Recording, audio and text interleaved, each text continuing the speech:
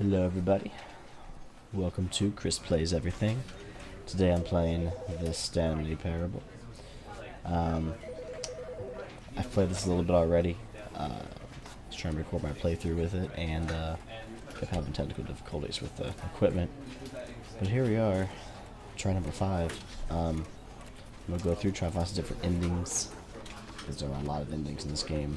I think like 20, I don't know, but pretty cool. I'm actually going to be skipping the intro part. Assuming a lot of people have already seen the intro, kind of a general idea, because the intro is just long and boring. It's not boring, I guess, if you haven't played it, but this is the story of a man named Stanley. It's about Stanley. He's employee 427, and come to work one day, and basically nobody's here but you. Oh, what? What? Okay. All of his co-workers were gone. What could it mean? Stanley decided to go to the meeting room. Perhaps he had simply missed a memo.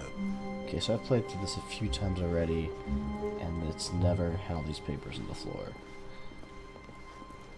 That is quite strange. I don't know what it means.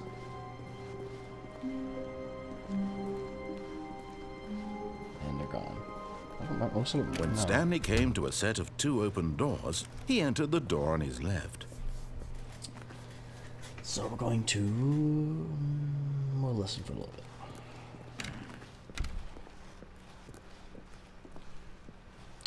It's a very strange leaf. Oh!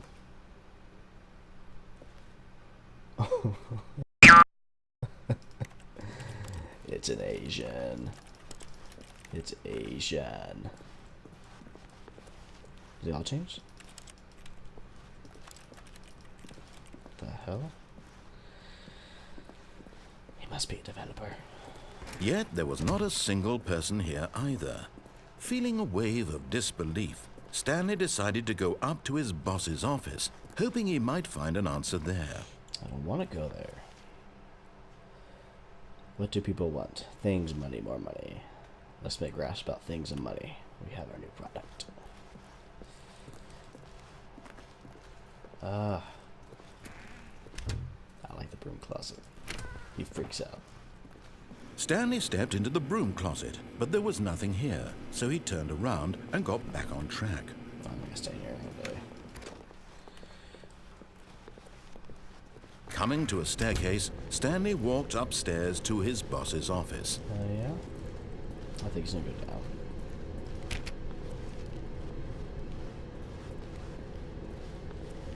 I hate red lights. But Stanley just couldn't do it. He considered the possibility of facing his boss. Admitting he had left his post during work hours, he might be fired for that. And in such a competitive economy, why had he taken that risk? All because he believed everyone had vanished? His boss would think he was crazy. What? And then something occurred to Stanley. Maybe, he thought to himself, maybe I am crazy. All of my co-workers blinking mysteriously out of existence in a single moment for no reason at all? None of it made any logical sense. And as Stanley pondered this, he began to make other strange observations. For example, why couldn't he see his feet when he looked down? Why did doors close automatically behind him wherever he went? And for that matter, these rooms were starting to look pretty familiar. Were they simply repeating? No, Stanley said to himself, this is all too strange. This can't be real. And at last, he came to the conclusion that had been on the tip of his tongue. He just hadn't found the words for it. I'm dreaming, he yelled. This is all a dream. Oh, what a relief Stanley felt to have finally found an answer, an explanation. His co-workers weren't actually gone. He wasn't going to lose his job. He wasn't crazy after all. And he thought to himself, I suppose I'll wake up soon. I'll have to go back to my boring real-life job pushing buttons. I may as well enjoy this while I'm still lucid. So he imagined himself flying and began to gently float above the ground. Fly. Then he imagined himself soaring through space on a magical starfield, and it too appeared. It was so much fun, space. and Stanley marveled that he had Space. still not woken up. Space. How was he remaining so lucid? And then perhaps the strangest question of them all entered Stanley's head. One he was amazed he hadn't asked himself sooner. Why is there a voice in my head dictating everything that I'm doing and thinking? Now the voice was describing itself being considered by Stanley, who found it particularly strange. I'm dreaming about a voice describing me, thinking about how it's describing my thoughts, he thought. And while he thought it all very odd and wondered if this voice spoke to all people in their dreams, the truth was that, of course, this was not a dream. How could it be? Was Stanley simply deceiving himself, believing that if he's asleep, he doesn't have to take responsibility for himself? Stanley is as awake right now as he's ever been in his life. Now, hearing the voice speak these words was quite a shock to Stanley. After all, he knew for certain, beyond a doubt, that this was in fact a dream. Did the voice not see him float and make the magical stars just a moment ago? How else would the voice explain all that? This voice was a part of himself too. Surely, if he could just... He would prove it. He would prove that he was in control, that this was a dream. So he closed his eyes gently, and he invited himself to wake up. He felt the cool weight of the blanket on his skin, the press of the mattress on his back, the fresh air of a world outside this one. Can you feel it? Let me wake up, I can feel he it. thought to himself. I can feel it. I'm through with this dream. I wish it to be over. It's gonna be over. Let me go back to my job. Let me continue pushing the buttons.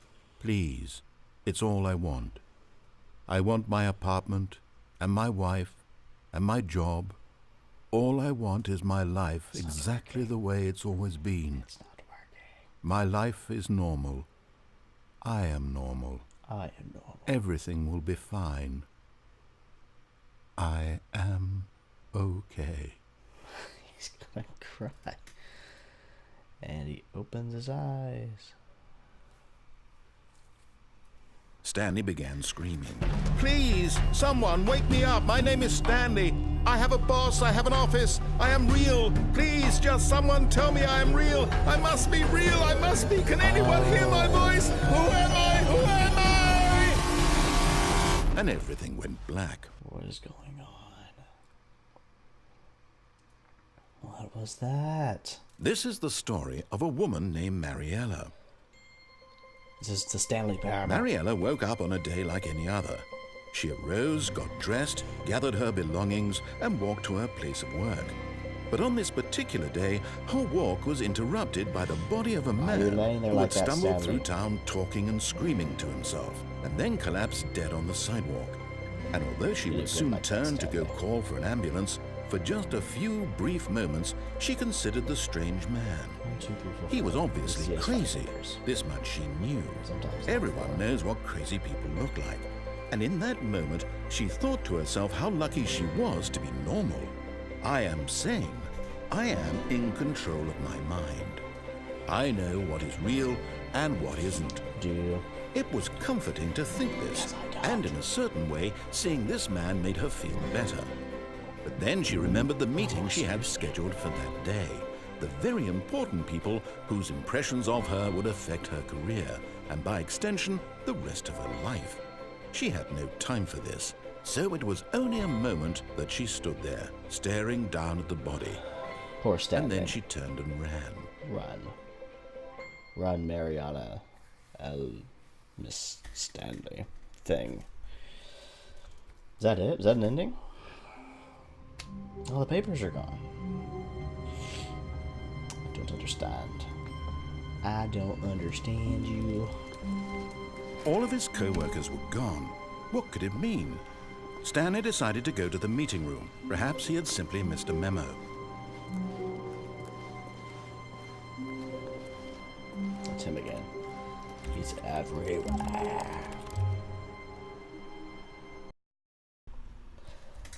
Well, that's gonna do it for episode 1 of Stanley Parable. I'll do some more of these, and hopefully it'll be a bit more bit more exciting. This one we kind of just walked in circles, but I'll upload some more, find out some more endings, and I'll see you guys in the next one.